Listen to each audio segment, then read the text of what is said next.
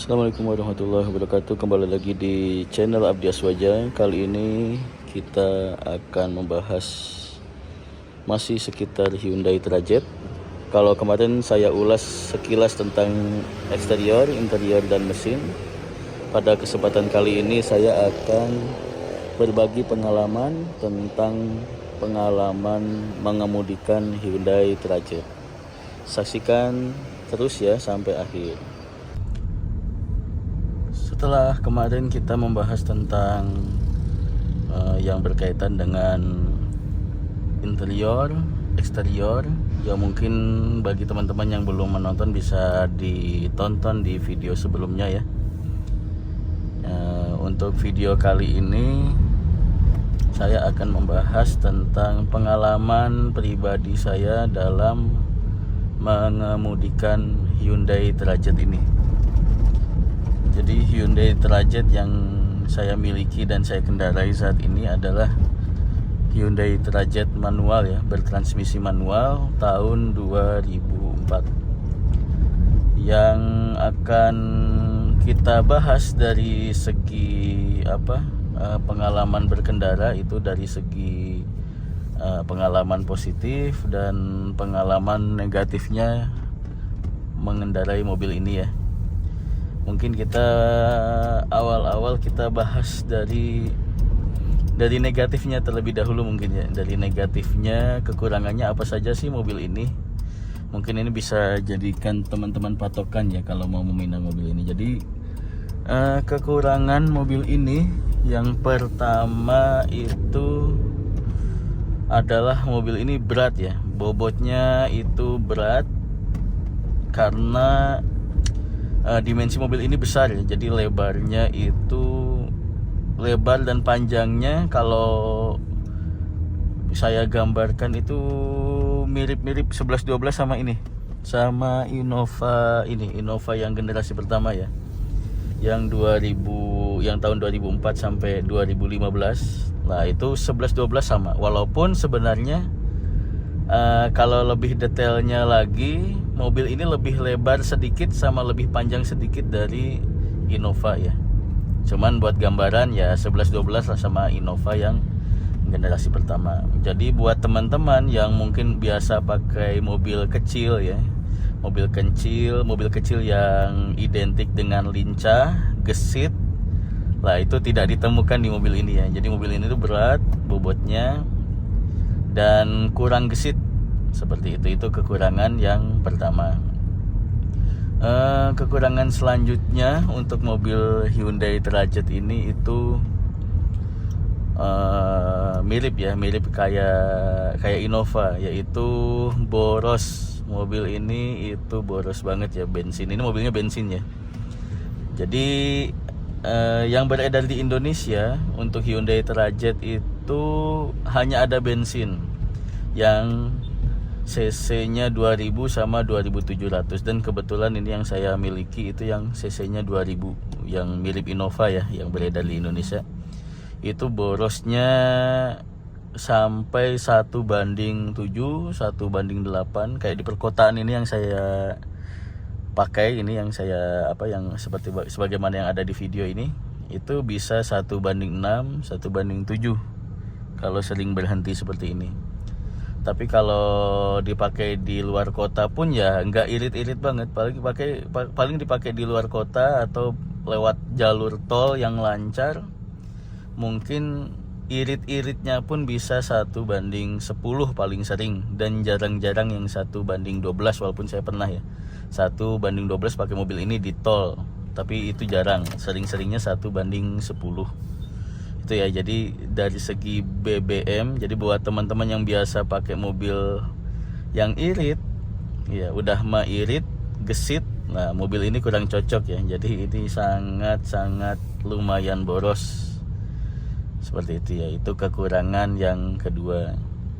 Kekurangan selanjutnya dari segi boros itu, mobil ini kekurangan selanjutnya nggak umum ya, karena nggak umum beredar di Indonesia. Jadi kadang beberapa spare part walaupun dibilang sulit juga enggak ya, dibilang sulit untuk spare part sih enggak.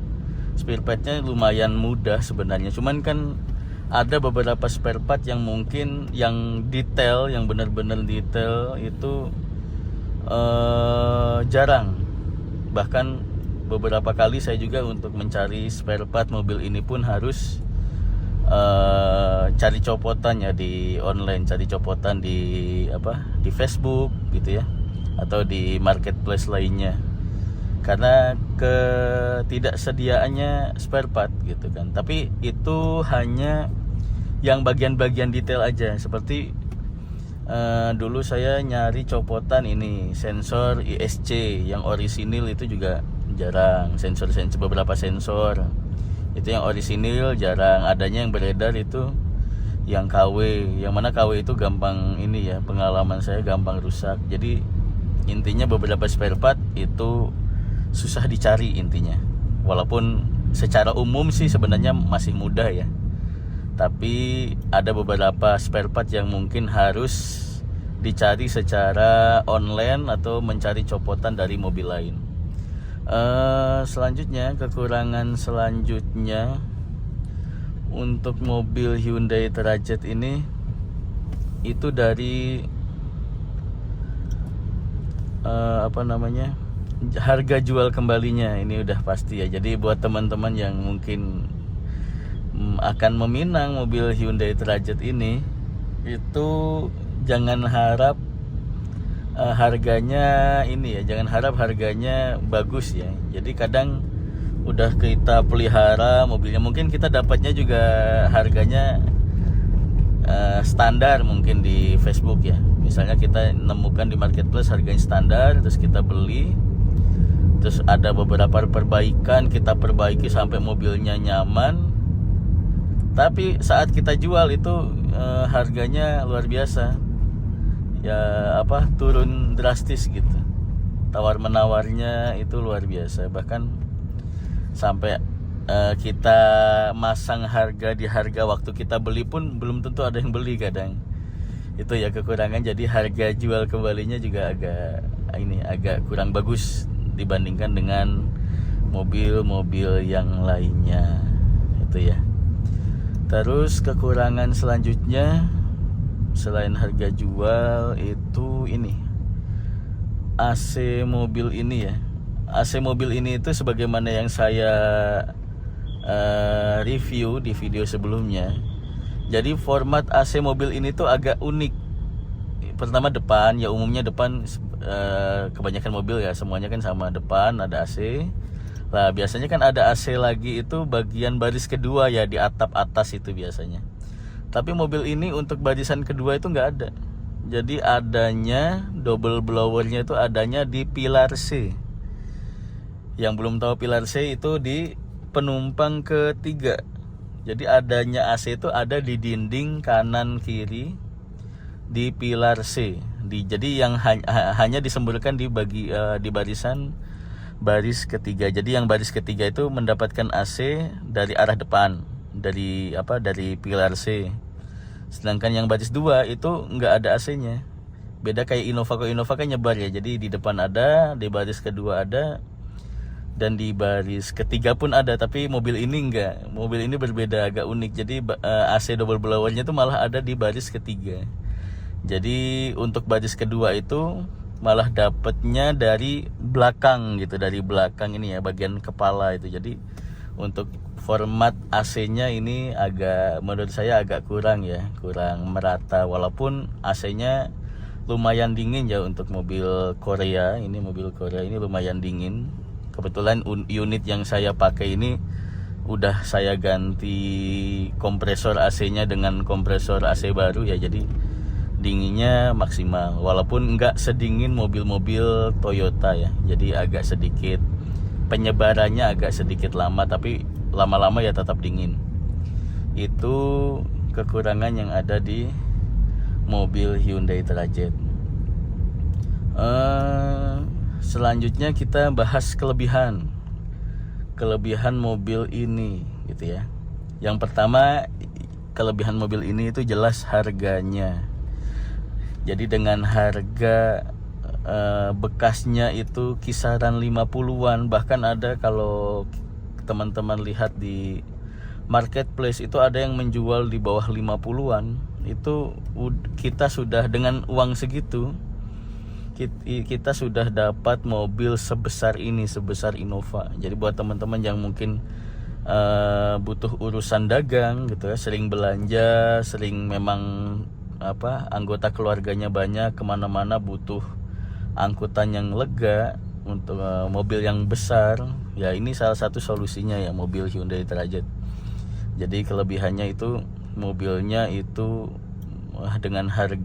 dengan sebesar ini itu harganya sangat terjangkau. Walaupun tadi ya balik lagi ke kekurangan tadi, jadi ya asal siap dengan BBM-nya ya, walaupun nggak boros-boros banget, tapi ya kalau nggak biasa pakai mobil besar itu mungkin agak sedikit kaget ya, berbeda dengan kalau teman-teman sudah biasa pakai mobil cc besar ya, kayak Innova atau mobil-mobil besar yang lain yang cc-nya besar, itu mungkin pakai mobil ini nggak terlalu kaget. Jadi kelebihan pertama itu harganya sangat terjangkau di harga mobil murah gitu ya. Terus kelebihan selanjutnya itu yaitu tadi ya udah saya sepil tadi pertama, yaitu mobilnya luas sekali. Jadi buat teman-teman itu kalau bawa penumpang itu bisa sampai 8 orang dengan lega di mobil ini. Kadang kan ada beberapa mobil itu kan 7 penumpang aja udah sempit ya, apalagi diisi 8 itu kan pasti agak sedikit memaksakan. Tapi di mobil ini diisi 8 penumpang. Ini kebetulan mobil yang saya miliki ini kursi tengahnya nyambung ya. Kan ada beberapa Hyundai Trajet itu kursi tengahnya dia captain seat, jadi cuman isinya bisa mentok di 7 orang. Tapi di mobil ini bisa 8 penumpang dengan posisi duduk yang tetap nyaman. Itu kelebihan mobil ini. Terus kelebihan selanjutnya, pengalaman saya menggunakan mobil ini itu dengan harga terjangkau, mobil ini tuh sangat nyaman ya. Jadi karena mobil ini adalah mobil yang lumayan mewah di zamannya. Walaupun sekarang ya tetap mobil jadul ya, mobil lama, tapi mobil ini adalah mobil yang secara harga waktu tahun 2004. Jadi saya penasaran waktu itu, saya nyari di internet itu brosur penjualan mobil ini ya, harga mobil Hyundai Trajet ini pada tahun 2004 itu kalau dibandingkan dengan Innova yang 2004 itu harga barunya ternyata masih mahalan mobil ini. Berarti kan mobil ini termasuk mobil yang lumayan mewah kan di zamannya. Walaupun sekarang udah jadi mobil jadul dan bekasnya itu bisa setengahnya harga Innova di tahun yang sama ya. Jadi ini harganya bisa kisaran 50-an, kalau kondisinya bagus bisa lebih sedikit, atau kalau kondisinya kurang-kurang ya bisa di bawah 50 ya, dengan mobil sebesar ini gitu kan. Itu mobilnya yang saya kagetkan itu nyamannya. Jadi ternyata dengan harga segitu kelebihannya itu mobilnya nyaman.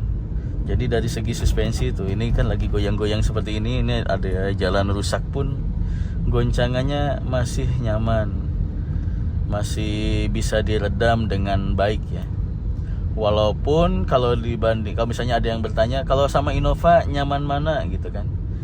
Kalau menurut saya kalau di dalam perkotaan kayak seperti ini ya, perkotaan jalannya aspal cuman lubang-lubang dikit gitu kan, jalan nggak rata, sedikit gelombang-gelombang, ini menurut saya lebih enak Hyundai Trajet ya. Menurut saya pengalaman pribadi ini lebih enak Hyundai Trajet, karena saya juga pernah pakai Innova ya beberapa kali. Itu pengalaman saya malah lebih enak Hyundai Trajet kalau jalan bergelombang di aspal, jalan perkotaan yang kurang rata, jalan rusak tapi rusaknya masih rusak aspal yang masih wajar, itu enak Hyundai Trajet. Tapi kalau dipakai ke pedesaan yang jalannya bebatuan, lubangnya lumayan dalam-dalam ya, jalan bebatuan, jalan yang agak semi off-road ya, pedesaan gitulah. itu pengalaman saya pakai mobil ini kok kayak keras. Jadi malah lebih enak Innova kalau jalannya pedesaan. Jalan rusak yang rusak bebatuan itu masih enak Innova. Itu ya pengalamannya. Tapi kalau pakai Hyundai Trajet di jalan yang rusak bebatuan, itu perasaan saya malah keras. Jadi plus minus ya sama Innova ya. Jadi kalau perkotaan seperti ini jalannya lebih sering pakai di aspal, itu lebih enak. Jadi gelombang-gelombang ini kayak di depan ini kan jalannya agak rusak nih. Nah ini enak, goyang-goyangannya itu enak, goncangannya, terus peredamannya juga enak. Tapi kalau yang udah perkampungan, jalannya rusak bebatuan, nah lebih condong ke Innova kenyamanannya. Gitu ya, itu kelebihan yang keberapa tuh tadi ya, ketiga ya kayaknya. Nah, kelebihan selanjutnya pengalaman saya menggunakan mobil Hyundai Trajet itu, mobilnya sangat stabil ketika di jalan tol. Jadi kalau ini mungkin perbandingannya lebih seringnya sama Innova ya, karena dari segi cc, segi kelas itu memang kelasnya kelas mobil Innova ya ini ya. Jadi kalau dibandingkan sama Innova, di kecepatan rute tol yang kita pakai di 80, kecepatan 100, itu lebih nyaman mobil ini karena lebih stabil ya. Kalau di Innova itu pengalaman saya pakai itu kayak terlalu ngayun dan kayak terlalu goyang-goyang gitu. Kalau di mobil ini tuh bisa diem enak, bahkan ketika menikung pun ini lebih, handlingnya itu lebih tenang gitu kan. Jadi nggak terlalu yang kebanting kanan kebanting kiri, berbeda dengan yang Innova. Kalau ini lebih stabil, itu kelebihan mobil ini dibandingkan dengan Innova ya. Terus kelebihan selanjutnya mobil ini itu ya tadi ya, mungkin plus minus tadi udah disebutin juga di minusnya. Mungkin kelebihannya selanjutnya itu secara umum, tadi kan secara detailnya ya spare part, tapi kalau sekarang secara kelebihannya secara umum, spare part mobil ini itu secara umum mudah ya untuk ukuran mobil yang tidak umum di Indonesia ya. Karena mobilnya brand Korea, Hyundai, secara umum dibandingkan mobil Korea yang lain, mobil Hyundai Trajet ini termasuk yang spare partnya masih mudah didapatkan secara umum ya. Gitu. Jadi itu kelebihan-kelebihan yang saya rasa di mobil ini gitu ya. Dengan harga yang terjangkau itu bisa kita dapatkan mobil yang senyaman mirip Innova gitu ya. Dan mungkin terakhir ya dari saya, buat teman-teman yang mungkin mau mencari Hyundai Trajet, saran saya cari yang benar-benar ya, jangan tergiur harga murah. Itu di marketplace saya pernah lihat ada yang harga 20 juta, 30 lah, itu jangan terlalu ini ya. Itu udah pasti PR-nya banyak banget itu, makanya dijual murah-murah. Jadi saran saya buat teman-teman yang sedang mencari Hyundai Trajet atau mobil Korea yang lainnya, cari harga yang normal ya, harga yang standar, dan jangan terlalu ngepas budgetnya. Saran saya budgetnya disisakan sekitar 10 sampai 15 juta. Yang penting jangan terlalu ngepas buat perbaikan yang minor-minor seperti itu. Dan ketika kalian mencari, proses pencarian, proses pengecekan mobil, usahakan tonton dulu di YouTube ya, tonton dulu. Mungkin kalau ada reviewnya kalian tonton, cara pengecekannya apa saja yang harus dicek. Atau kalau ternyata kok minim informasi di YouTube, bisa ajak teman atau mekanik yang berpengalaman dalam dalam mobil gitu. Jadi biar teman-teman juga tidak kesulitan dalam mencari mobil murah seperti itu ya, biar tidak terlalu servisnya banyak. Jadi lumayan harga mobilnya dapat harga yang terjangkau dan dengan PR yang seminim-minimnya seperti itu. Mungkin itu saja dari saya, video ulasan tentang Hyundai Trajet. Sekali lagi buat teman-teman yang mungkin ada pertanyaan, atau mau berdiskusi tentang mobil ini, atau mau men-share pengalaman dia menggunakan Hyundai Derajat ini, bisa kita berlanjut di kolom komentar seperti itu ya. Mohon maaf apabila ada penjelasan yang kurang jelas atau penjelasan yang agak sedikit belibet ya. Ternyata memang agak susah menjelaskan sambil nyupir, itu ternyata agak sulit ya. Soalnya belum terbiasa, jadi mohon maaf kalau agak penjelasannya muter-muter atau agak belibet. Mungkin sekian dari saya. Terima kasih sudah menonton. Assalamualaikum warahmatullahi wabarakatuh.